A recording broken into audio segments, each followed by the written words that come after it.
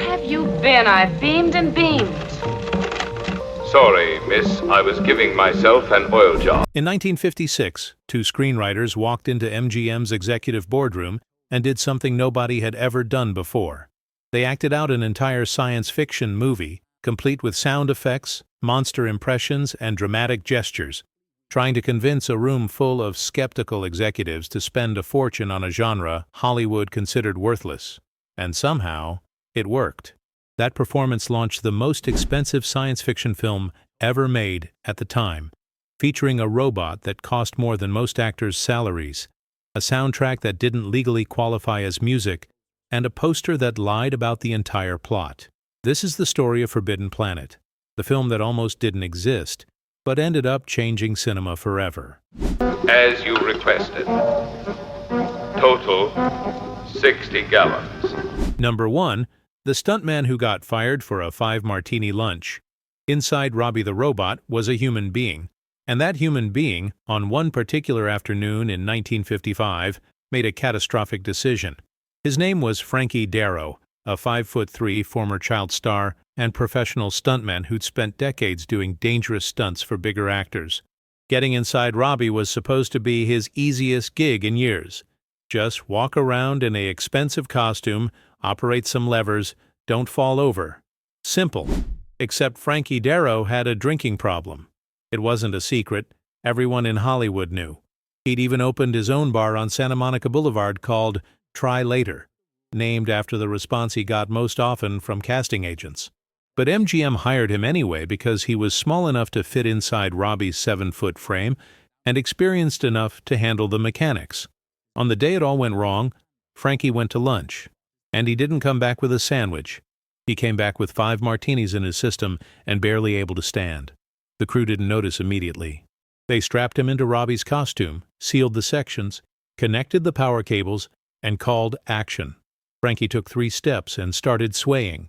The $125,000 robot costume lurched sideways like it was drunk, because it was. Inside, Frankie was disoriented, overheated, and trying desperately not to fall. The crew shouted warnings. The director froze. And just before Robbie the Robot face-planted onto the expensive set, 2 grips caught him. They pulled Frankie out of the costume. He was sweating, confused, and reeking of gin. The production supervisor walked over, looked at him for exactly 3 seconds, and said one word: fired. Frankie Darro never operated Robbie again. They brought in Frankie Carpenter, another diminutive stuntman, and he stayed sober for the rest of production. But here's the sad part. Frankie Darro had been one of the biggest child stars of the silent era. He'd earned $5,000 a week in the 1930s, starred in major studio films, and worked with legends. By 1955, he was so desperate for work that losing a job inside a robot costume was a genuine tragedy. He kept drinking, kept struggling, and died broke on Christmas Day 1976. The man who almost destroyed Hollywood's most expensive robot prop never recovered from that 5-martini lunch. Number 2. The composer who got fired on Christmas. David Rose was a respected composer. He'd written Holiday for Strings, one of the most recognizable light orchestral pieces in American music. When MGM hired him to score Forbidden Planet in 1955, it seemed like a safe choice. Professional, experienced, reliable. He spent months working on a traditional orchestral score, recording sessions at MGM studios, building sweeping themes for space travel and alien worlds. Then MGM executive Dor Sherry went to New York for Christmas. Sherry was visiting family in Greenwich Village when he decided to check out a beatnik nightclub. This wasn't his scene. He was a Hollywood executive in a room full of avant-garde artists, experimental musicians, and people wearing berets unironically. But something caught his attention. A couple named Louis and Bebby Barron were performing electronic music using homemade circuits and tape manipulation. It sounded like nothing Sherry had ever heard before. Bleeps, pulses, mechanical screams, otherworldly frequencies that felt genuinely alien. Sherry walked up to them after the performance and asked if they'd ever considered composing for film. The Barons, shocked that a major studio executive even knew they existed, said yes immediately. Sherry told them he was leaving for California the next morning, but gave them his card. He figured that was the end of it. a polite gesture to some struggling artists. 2 weeks later, the Baron showed up at his MGM office in Culver City. Sherry was stunned. These two actually flew across the country on the off chance he'd give them work. So he did. He hired them to replace David Rose. While Sherry was still on Christmas vacation, he called the music department and told them to fire Rose and give the entire score to the Barons. David Rose found out he'd been replaced while opening Christmas presents. The only piece of his work that survived is the main title theme he released as a single in 1956. He reportedly destroyed all the other tapes in frustration. The Barons were given 3 months. They received the complete work print on New Year's Day 1956 and had to deliver the finished score by April 1st. No orchestra, no traditional instruments. Just them, their homemade circuits, and a book about cybernetics that described how machines die. They created sounds by building electronic circuits, overloading them until they burned out, and recording their death throes. That's what you're hearing in Forbidden Planet. The sound of machines destroying themselves. The musicians' union refused to call it music. Since the Barons didn't belong to the union, MGM credited their work as electronic tonalities to avoid guild fees. That technicality made them ineligible for an Academy Award. The first completely electronic film score in history couldn't even be nominated because it legally didn't qualify as a musical score. And it all started because an executive wandered into a Greenwich Village nightclub on Christmas vacation. Number 3. The writers who had to act out the invisible monster. Before Forbidden Planet was greenlit, it was a pitch. And not just any pitch. Irving Block and Alan Adler, the two screenwriters, had to stand in front of MGM executives and physically perform the entire movie because the executives couldn't visualize it from a script. Science fiction in the early 1950s meant cheap rubber suits, cardboard rockets, and movies made for drive-in double features. The idea of spending serious money on the genre seemed insane to MGM's leadership. So when Block and Adler pitched their story about a starship crew investigating a lost colony on an alien planet, the executives just stared at them blankly. One executive finally said, "Show us what you mean." So Block and Adler acted it out. Right there in the boardroom, they played every character. They made spaceship noises. They described the sets, the alien technology, the robot.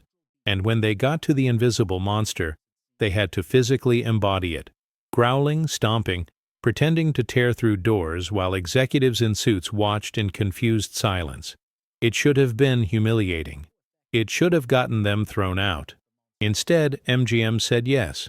Not only did they approve the project, they upgraded it from a B-movie to a major production. The budget started at $1 million, which was already huge for science fiction. By the time production ended, it had ballooned to $1.9 million. For context, that's more than MGM spent on most of their prestige dramas that year. A genre Hollywood considered garbage suddenly had resources normally reserved for epics and musicals. Why did the executives approve it? Because Block and Adler's performance made them see something different. This wasn't aliens invading Earth. This was humans as explorers. This was Shakespeare in space. This was a chance to make science fiction respectable.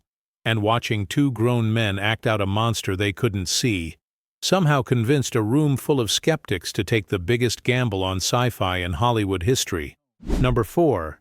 The famous poster shows a scene that never happens. If you've seen the Forbidden Planet poster, you know the image.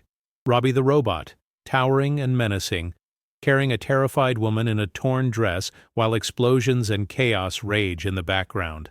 It's one of the most iconic movie posters ever made. Premiere Magazine ranked it 5 on their list of the 25 best movie posters of all time. And it's a complete lie. That scene never happens in the film. Not even close. Robbie the Robot never carries Altera. He never threatens anyone. He's not the villain. He's a friendly, helpful, sarcastic servant who makes bourbon and evening gowns on command and refuses to harm humans under any circumstances. The poster makes him look like a 1950s monster movie creature when he's actually more like a wisecracking butler with hydraulics. So why did MGM create such a misleading poster? Because sex and danger sold tickets. The formula for 1950s sci-fi posters was simple. Show a monster carrying a woman in distress. It didn't matter if it actually happened in the movie. Audiences expected that image, so marketers delivered it. Forbidden Planet was competing with dozens of cheap B-movies that actually did have monsters carrying women, so the poster had to match that visual language or risk looking boring by comparison. The funny part? The poster worked. People saw it, assumed Robbie was the villain, bought tickets expecting a monster movie, and instead got a sophisticated psychological thriller about Freudian psychology and the dangers of unchecked technology. Some audiences felt misled. Others were pleasantly surprised that the film had actual depth, but everyone remembered that poster. Decades later, collectors and historians recognized it as a masterpiece of movie marketing. The composition, the colors, the sense of scale and danger, it's perfectly designed even though it advertises a film that doesn't exist. And Robbie the Robot became an icon partly because of a poster that completely misrepresented him. Sometimes the best marketing is the most dishonest. Number 5. 3 months to create the first electronic film score ever. When the Barons showed up in Hollywood in January 1956, they had 3 months to create something that had never existed before. An entirely electronic film score. No violins, no brass, no percussion, not even synthesizers, because those hadn't been invented yet. Just 2 people, a studio full of homemade circuits, and a work print of Forbidden Planet with missing visual effects sequences. Louis Barron's inspiration came from a book called Cybernetics, or Control and Communication in the Animal and the Machine by Norbert Wiener. The book described how machines process information similarly to biological organisms. Louis became obsessed with the idea of giving electronic circuits their own life and then recording their deaths. He would build a circuit designed to oscillate at specific frequencies, then overload it with voltage until it burned out. The sounds those dying circuits made, distorted, unstable, crying out as they failed, that became the foundation of Forbidden Planet's score. Baby and Louis worked around the clock in their Greenwich Village studio, while the film was in post-production 3,000 miles away in Culver City. They had no direct communication with the director. They couldn't ask questions about tone or pacing. They received the work print with blank leader filling in for unfinished visual effects, so they had to guess what those sequences would look like and score them anyway. They finished on April 1, 1956, and shipped the master reels to California. When Doris Sherry and the production team first heard the full score integrated with the picture, they were terrified. It didn't sound like any movie they'd ever heard. There were no melodies, no themes, just these alien electronic textures that seemed to come from somewhere outside human experience. They almost replaced it with a traditional orchestra at the last minute, but then they held a preview screening with the electronic score intact. The audience reaction was overwhelmingly positive. People felt like they were actually on an alien planet because the sounds were genuinely alien. Sherry made the call. Release the film with the Barons' score, no changes. The musicians' union immediately objected. The Barons weren't union members. They hadn't used traditional instruments. Calling their work a score would mean admitting that non-union electronic artists could replace entire orchestras. So MGM invented a new category, electronic tonalities. The credits say the film features electronic tonalities by Louis and Bebe Barron, not music by. It was a semantic trick to avoid union disputes, but it had consequences. Since it wasn't legally music, it couldn't be nominated for Best Score at the Academy Awards. The first entirely electronic film score in history was ineligible for the category it had just invented. The Barons wouldn't release a proper album of the score until 1976, 20 years later on their own label. By then, electronic music had exploded. Synthesizers were everywhere. Bands like Pink Floyd and Tangerine Dream were using similar techniques. But the Barons had done it first in 1956, with 3 months and a stack of homemade circuits that destroyed themselves to create the future of film music. Number 6. Leslie Nielsen's first starring role, before he became a comedian. When you think of Leslie Nielsen today, you think of comedy. Airplane, The Naked Gun, that deadpan delivery that made him one of the most reliable comedic actors in Hollywood.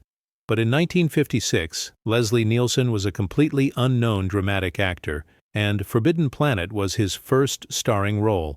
His actual film debut had been earlier that same year in a movie called Ransom, where he had a tiny part that nobody remembers. Forbidden Planet was supposed to be his big break. He played Commander John J. Adams, the square-jawed, serious-minded leader of a space expedition.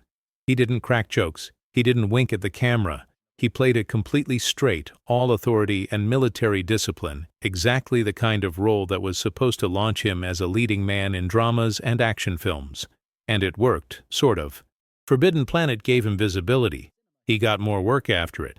But he spent the next 24 years playing variations of the same character.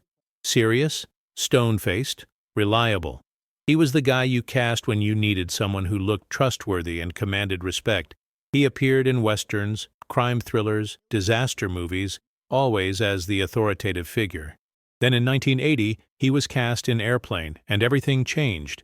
The directors specifically wanted him because he'd spent decades playing serious roles. The joke was casting someone known for being serious in an absurd comedy and having him deliver ridiculous lines with complete conviction. When Nielsen said, "I am serious and don't call me Shirley," audiences who remembered him from Forbidden Planet and dozens of other dramatic roles suddenly realized he was hilarious precisely because he refused to acknowledge the comedy. Looking back at Forbidden Planet now, knowing what Nielsen became is surreal. He's so earnest, so focused, so committed to playing Commander Adams as a genuine hero. There's no hint of the comedic genius that would define his later career. And that's what makes it work. If he'd shown any self-awareness, any indication that he knew this was camp, it would have ruined the film. Instead, he sold it completely. And Forbidden Planet works as a serious science fiction movie partly because Leslie Nielsen believed in it enough to play it straight. Number 7. The Robot. That cost 7% of the entire budget, $125,000. That's what Robbie the Robot cost to build in 1956 for a single prop. To put that in perspective, the entire budget for Forbidden Planet was $1.9 million. Robbie alone consumed almost 7% of it. MGM could have hired additional stars, built more sets, extended the shooting schedule, or improved the visual effects. Instead, they spent a fortune on a walking, talking robot costume. The executives nearly canceled the whole thing when they found out. The production budget was already out of control, and someone decided a $125,000 robot was essential? That was more than most actors were paid for entire films. The bean counters at MGM were furious. But here's the thing, they were right to spend it. Robbie's designer was a man named Robert Kinoshita, who'd previously worked designing washing machines. He approached the robot the same way he approached appliances. Form follows. Function, every component visible and purposeful. Robbie's transparent dome shows his brain mechanism. His chest panel displays working electronics. His arms and legs articulate with visible pistons and joints. He looks like a machine that could actually function, not a guy in a rubber suit. The construction was elaborate. Metal, rubber, plexiglass, plastic, all integrated into a modular three-piece design that could be assembled and disassembled around the operator. The electronics inside were functional, not just decorative. Lights blinked in response to the voice actor's dialogue. The dome rotated. The neon tubes in the chest pulsed. It took a crew to operate him properly. And then, 61 years later in 2017, one of the original Robbie props went up for auction. Collectors and museums around the world bid on it. The final price? $5.3 million.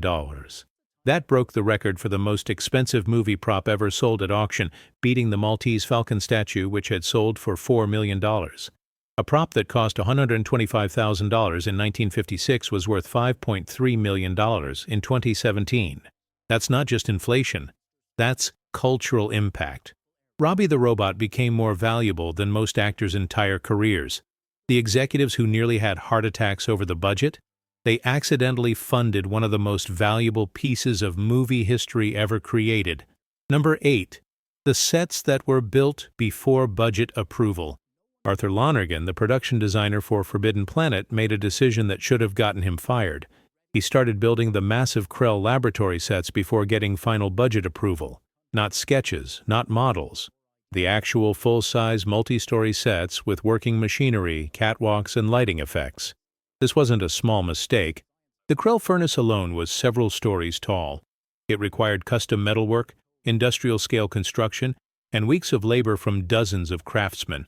Lonergan just started building it, assuming MGM would approve the costs once they saw how impressive it looked.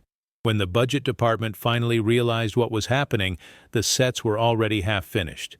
They did the math and panicked. Lonergan had committed them to hundreds of thousands of dollars in expenses that hadn't been authorized. They could tear it all down and eat the loss, or they could finish it and hope the film justified the overrun. Tearing it down meant wasting everything already spent plus creating massive delays. Finishing it meant going massively over budget on a science fiction film, a genre that traditionally bombed. They finished it, and those sets became the visual heart of the entire film. When Dr. Morbius takes Commander Adams down into the Krell complex and reveals a machine that's 20 miles deep and powers an entire planet, you believe it because you're seeing actual physical scale. Real catwalks over real drops, real machinery with real lights and real steam. The sense of ancient, overwhelming technology isn't created with matte paintings or miniatures. It's there, built full-size on a soundstage, because Arthur Lonergan decided to just start building it before anyone could tell him no. That act of defiance created some of the most memorable images in 1950s science fiction. Those sets are why Forbidden Planet still looks impressive today. CGI ages poorly, physical construction ages well, and Arthur Lonergan's unauthorized construction project is why the film feels more real than most modern sci-fi blockbusters with 10 times the budget. Number 9. Based on Shakespeare, but never officially admitted. William Shakespeare's The Tempest is about a sorcerer named Prospero, who's exiled to a remote island with his daughter Miranda. He controls 2 supernatural servants, Ariel, a helpful spirit, and Caliban, a monstrous slave. When visitors arrive, Prospero's jealousy and rage manifest as dangerous magic that threatens everyone. Now replace the island with an alien planet. Replace Prospero with Dr. Morbius. Replace Miranda with Altera. Turn Ariel into Robbie the Robot. Turn Caliban into an invisible monster manifested by Morbius's subconscious. And you have Forbidden Planet. The parallels are exact. Scholar after scholar has mapped every character, every plot beat, every thematic element directly to Shakespeare's final play. It's not subtle. It's not accidental. Cyril Hume, the screenwriter, was adapting The Tempest beat for beat and just transplanting it to the year 22257 on a planet orbiting Altair. But here's the weird part. Neither Hume nor MGM ever officially confirmed it. When critics and academics pointed out the obvious Shakespeare connection, the studio just smiled and stayed quiet. Why? Because admitting it would have required paying Shakespeare's estate. Even though The Tempest is public domain, if they marketed the film as a Shakespeare adaptation, they'd face expectations and scrutiny they didn't want. So instead, Forbidden Planet exists in this strange limbo where everyone knows it's The Tempest in space, everyone can prove it's The Tempest in space, but nobody officially calls it The Tempest in space. It's one of the most obvious adaptations in film history that was never marketed as an adaptation, and that ambiguity actually helped the film. Audiences who'd never heard of The Tempest still understood the story because Shakespeare knew how to structure human drama, and audiences who recognized the source material got to feel smart for catching the references. Cyril Hume, by the way, was a direct descendant of philosopher David Hume, one of the most important thinkers of the Enlightenment. So the guy who adapted Shakespeare for 1950s science fiction was literally descended from philosophical genius. That's the kind of pedigree that turns a B-movie into a classic. Number 10. The longest single take in CinemaScope history. There's a scene in Forbidden Planet where Dr. Morbius gives Commander Adams and Doc Ostro a tour of the Krell laboratory. It runs for 9.5 minutes without a single cut. Over 6 pages of dialogue. More than 400 words spoken continuously, while the camera, mounted on a mobile crane, makes 16 different moves on cue. In 1956, that was unheard of. Director's cut constantly. Coverage from multiple angles. Close-ups. Reaction shots. Cutting was how you maintained pace and kept audiences engaged. Holding a shot for almost 10 minutes, especially in CinemaScope, which made every frame more difficult to compose in light, seemed insane. But cinematographer George Folsey and director Fred Wilcox decided to do it anyway. They rehearsed the entire sequence like a stage play. Walter Pidgeon had to deliver pages of expository dialogue about the Krell while hitting his marks perfectly. Leslie Nielsen and Warren Stevens had to react naturally while the camera craned around them. The lighting had to work from every angle because they couldn't cut away to adjust it. And the camera operator had to execute 16 precise movements without a single mistake. They nailed it in one take. That single unbroken shot accomplishes something cutting never could. It forces you to stay in the moment. You feel the scale of the Krell machinery because the camera shows you its vastness in real time. You feel the weight of Morbius's explanation because there's nowhere else to look. The lack of cuts creates a hypnotic, almost trance-like quality that makes the scene feel important, revelatory, dangerous. It also saved them an enormous amount of production time. Instead of spending days shooting coverage from 16 different setups, they did it all in one afternoon. The risk was enormous. If they'd messed up, they would have wasted the entire day. But they didn't mess up, and the result is one of the most technically impressive sequences of the 1950s. A 9.5-minute single take that still impresses cinematographers today. Number 11. Banned in Spain for 11 years because of legs. Spain didn't ban Forbidden Planet because of its themes about the dangers of unchecked power. They didn't ban it for its Freudian psychology or its suggestion that advanced civilizations could destroy themselves through their own unconscious desires. They banned it because Anne Francis wore a miniskirt and showed her legs. In 1956, Spain was under the dictatorship of Francisco Franco, and the country's censorship board was extraordinarily conservative. Women on film were expected to dress modestly. Hemlines below the knee, covered shoulders, nothing suggestive. American films regularly got censored or banned for content Spanish authorities considered immoral. Anne Francis's costumes in Forbidden Planet were designed by Helen Rose, a respected Hollywood costume designer.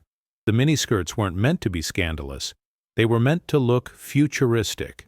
In the 23rd century, the thinking went, fashion would be different, more practical, less constrained by 1950s conventions. So Altera wears short, form-fitting outfits that show her legs and suggest a culture with different standards of modesty. Spanish censors took one look and said no. The film was banned outright. No cuts, no compromises. Just a blanket ban.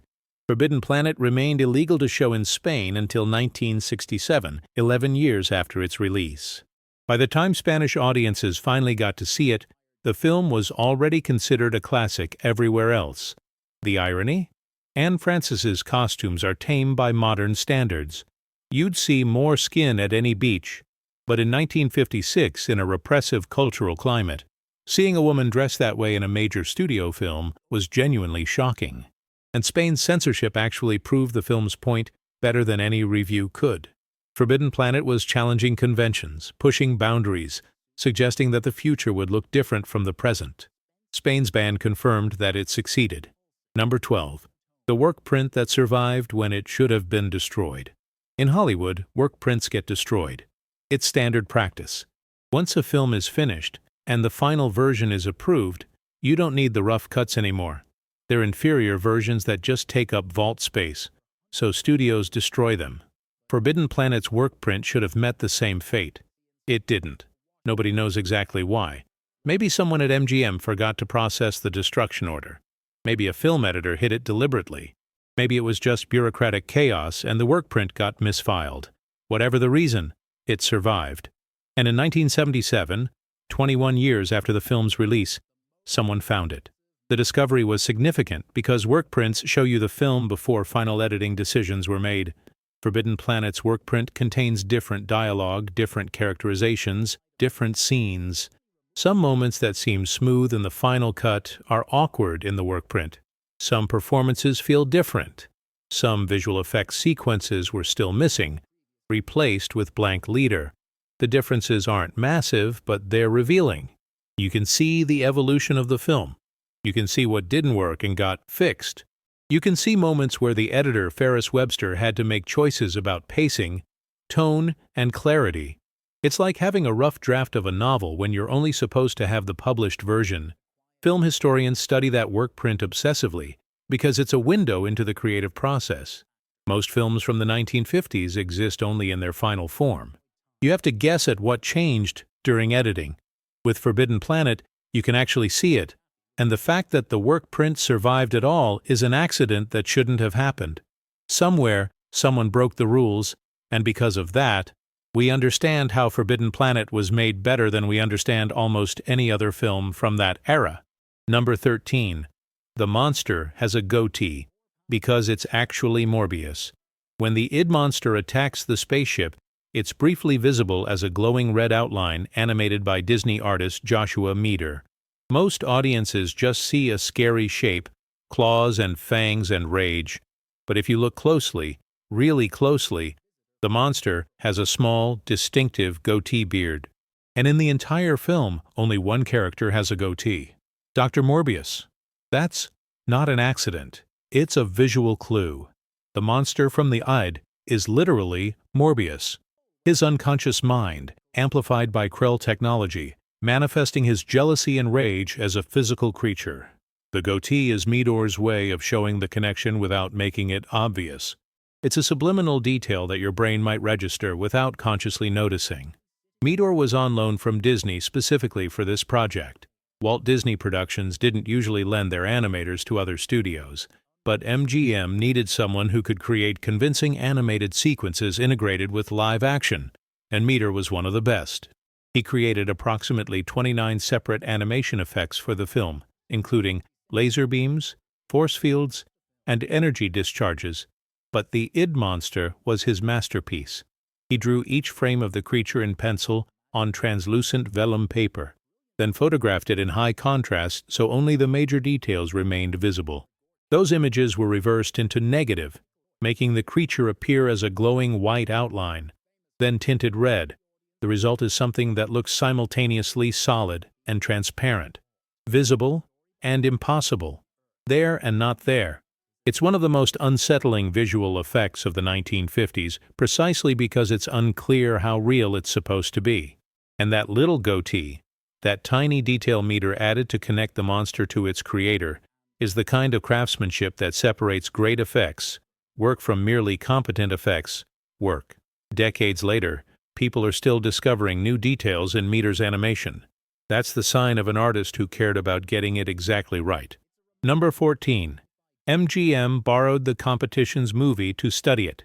Before making Forbidden Planet, MGM asked Universal Studios if they could borrow a print of This Island Earth, Universal's big-budget science fiction film from 1955. Officially, it was for research purposes. Unofficially, it was corporate espionage. This Island Earth had proven that high-budget science fiction could work. It had impressive special effects, colorful alien worlds, and a story that took itself seriously. Universal had taken a risk and succeeded.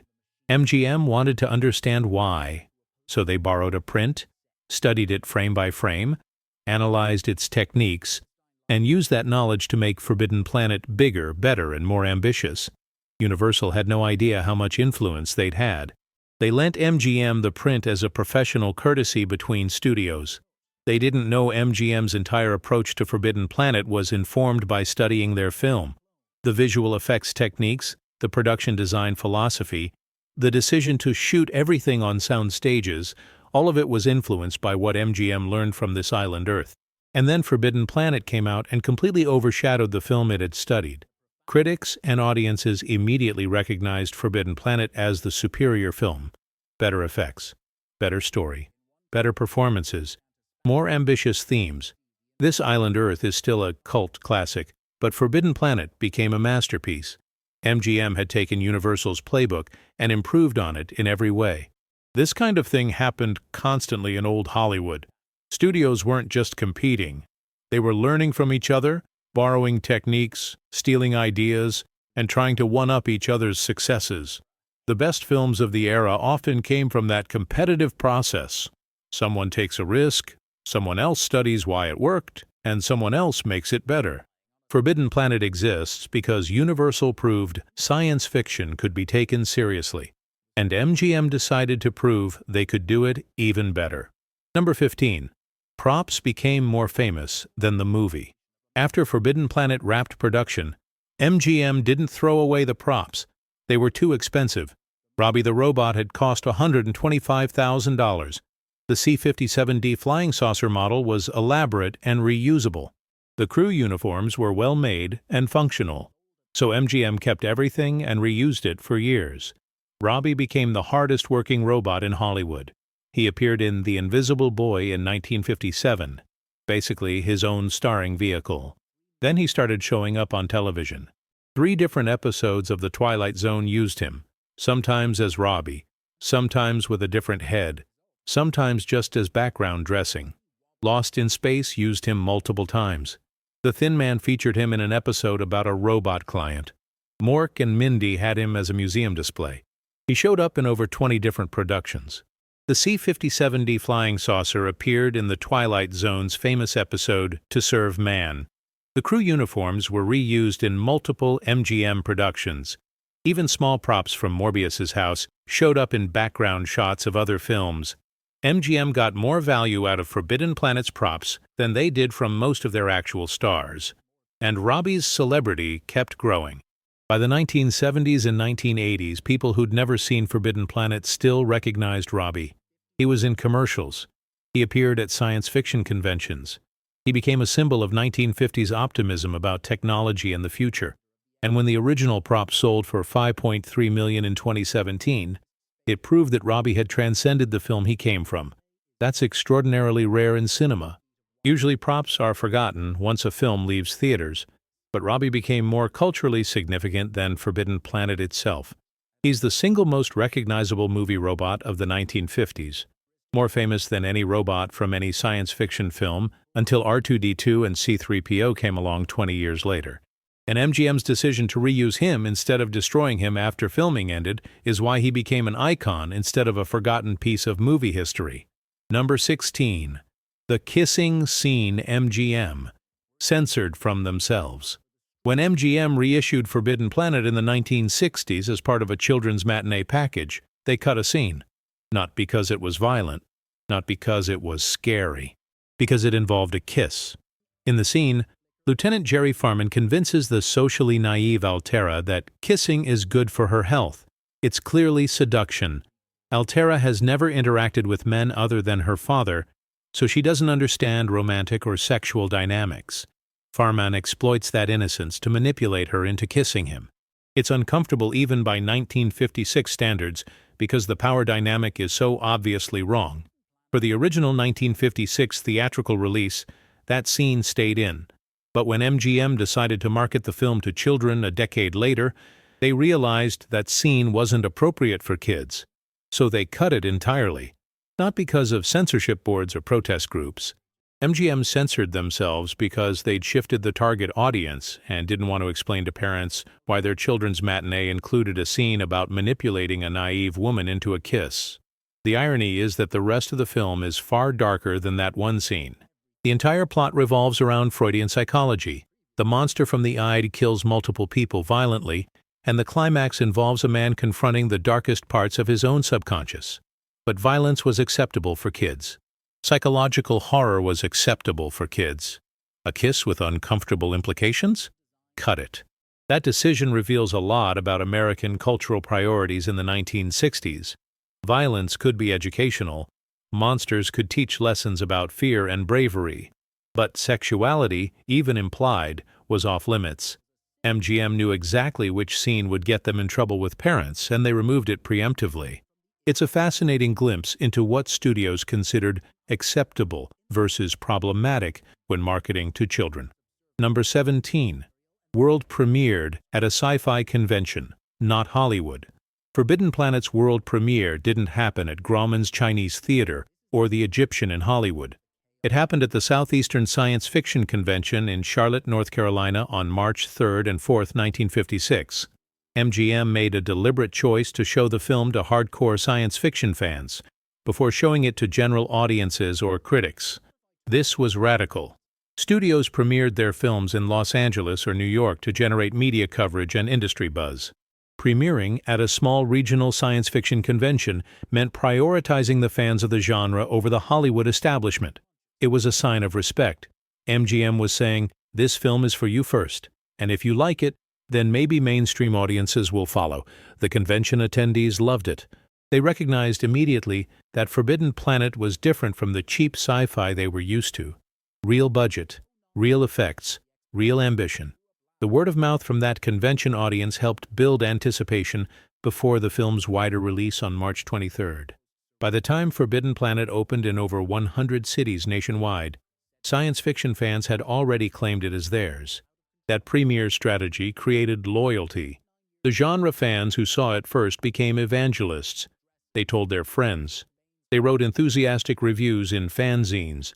They argued with mainstream critics who dismissed it, and that grassroots support sustained the film through its initial theatrical run and turned it into a cult classic that eventually got recognized as a masterpiece. MGM could have premiered Forbidden Planet with red carpets and Hollywood glamour. Instead, they took it to North Carolina and showed it to a room full of fans who'd been waiting their entire lives for science fiction to be taken seriously. That respect went both ways.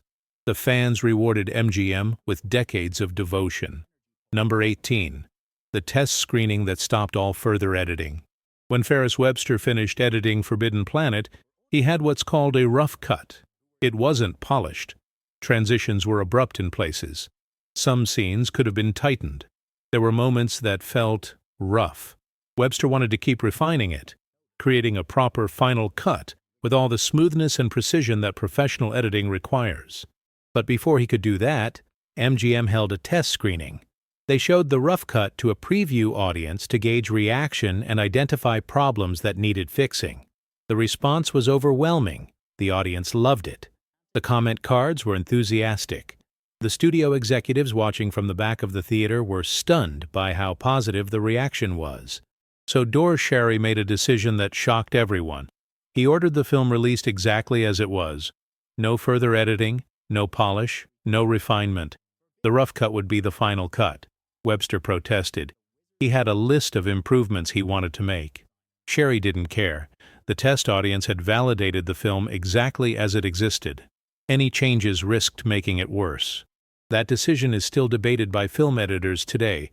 On one hand, the test audience proved the rough cut worked. People responded emotionally. They didn't notice the rough transitions because they were engaged with the story. On the other hand, Webster's professional instincts told him the film could be better, and we'll never know if he was right because he never got the chance. Watch Forbidden Planet closely, and you might notice it. There's a jump cut near the end that feels awkward. Some transitions aren't as smooth as they could be. Webster knew about those issues. He wanted to fix them. But Sherry believed that chasing perfection risked losing the magic the rough cut had captured. So Forbidden Planet exists in a slightly unfinished state, and that raw quality might actually be part of why it works. It feels urgent and immediate, rather than over-polished and safe. Number 19. Gene Roddenberry stole everything. In 1966, 10 years after Forbidden Planet was released, a television show called Star Trek premiered. Its creator, Gene Roddenberry, had been thinking about the show for years. He pitched it as Wagon Train to the Stars, a Western set in space.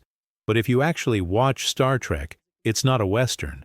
It's Forbidden Planet serialized for television.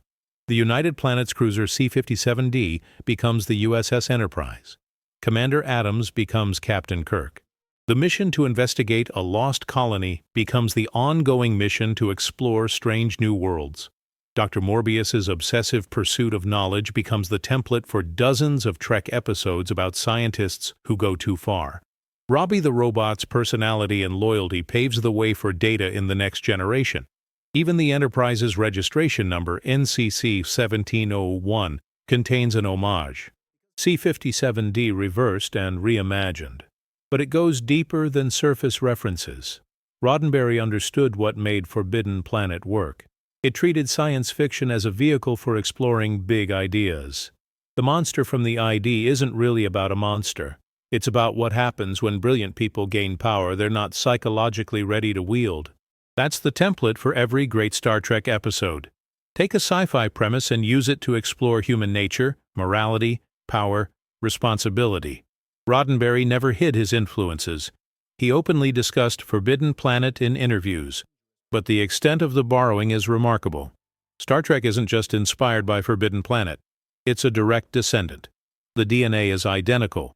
Without Forbidden Planet proving that science fiction could be smart, thoughtful, and successful on a major studio budget, Star Trek might never have been greenlit. And Star Trek's success created the entire modern sci-fi television genre. Babylon 5, Stargate, Battlestar Galactica, every space exploration show owes something to Trek, which owes everything to Forbidden Planet. The lineage is direct and undeniable. Gene Roddenberry watched a 1956 movie and decided that was the future of television. And he was right. Number 20. Preserved alongside Citizen Kane and Casablanca. In 2013, the Library of Congress selected Forbidden Planet for preservation in the National Film Registry. To qualify, a film must be culturally, historically, or aesthetically significant to American cinema. Out of hundreds of thousands of films produced in American history, only around 850 have been selected. Forbidden Planet sits on that list alongside Citizen Kane, Casablanca, The Godfather, and Singin' in the Rain. Think about that. A 1956 science fiction film about a robot and an invisible monster is considered culturally significant enough to preserve for future generations at the same level as the greatest films ever made. That's not nostalgia. That's recognition of genuine importance. Forbidden Planet changed everything. It proved that science fiction could be expensive, smart, and successful. It influenced Star Trek, which influenced modern space exploration and scientific careers. Its electronic score paved the way for every synthesizer in film music. Robbie the Robot became an icon. The phrase, "monsters from the id," entered the cultural lexicon. Those Krell laboratory sets established what alien technology should look like in every film that followed. But more than any specific innovation, Forbidden Planet legitimized an entire genre. Before it, science fiction was B-movies and drive-in schlock. After it, science fiction was a legitimate vehicle for serious storytelling. 2001. A Space Odyssey doesn't exist without Forbidden Planet. Star Wars doesn't exist without Forbidden Planet. The entire modern sci-fi blockbuster genre traces its lineage back to MGM's 1956 gamble. The Library of Congress preservation ensures that future generations will be able to see what started it all. Not because it's quaint or historically curious, but because it's genuinely great filmmaking that still holds up nearly 70 years later. Watch Forbidden Planet today, and you'll see where everything came from. The flying saucer that became the Enterprise, the helpful robot that became C-3PO, the psychological horror that became Alien, the Shakespearean structure that became prestige sci-fi television. It's all there. In 1956, created by people who had no idea they were building the blueprint for the next 70 years of science fiction, Forbidden Planet started as two writers acting out a monster in a boardroom and ended as a preserved national treasure. Along the way, a stuntman got fired for being drunk, a composer got fired on Christmas, and a producer discovered the future of film music in a Greenwich Village nightclub. The most expensive robot in Hollywood history got operated by a drunk, sold for $5.3 million, and became more famous than most human actors. Sets were built without permission. Posters lied about the entire plot. Spain banned it for showing legs. And somehow through all that chaos, MGM created the film that made Star Trek possible. The film that proved science fiction deserved serious budgets and serious respect. The film that sits in the National Film Registry next to Citizen Kane because it earned that spot. If you've never seen Forbidden Planet, watch it. If you have seen it, watch it again, knowing everything that went wrong, everything that almost destroyed it, and everything it changed. This is what happens when Hollywood takes a real risk. Sometimes you get a disaster. Sometimes you get a masterpiece that defines a genre for generations. Forbidden Planet is why we have modern science fiction. And it almost didn't exist at all.